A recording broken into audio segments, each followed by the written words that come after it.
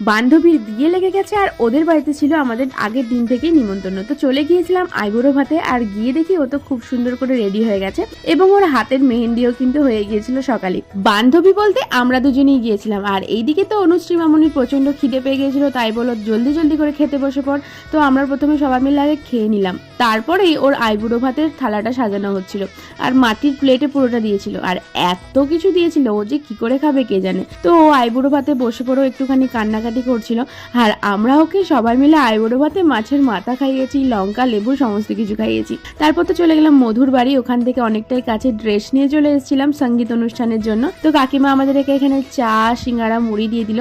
তারপর তো রেডি হচ্ছিলাম, আর হ্যাঁ আমার কিন্তু বড় ব্লগ চ্যানেলে চলে এসেছি, অবশ্যই গিয়ে দেখে আসুন। তো তারপর ওর বাড়িতে আসার পর দেখলাম ও কিন্তু একদম সঙ্গীতের জন্য রেডি হয়ে গেছে। তারপর তো আমরা সবাই মিলে প্রচুর নাচ করেছি এবং রাত্রেবেলা খেয়ে দিয়ে তারপরেই সবাই বাড়ি চলে এসেছি।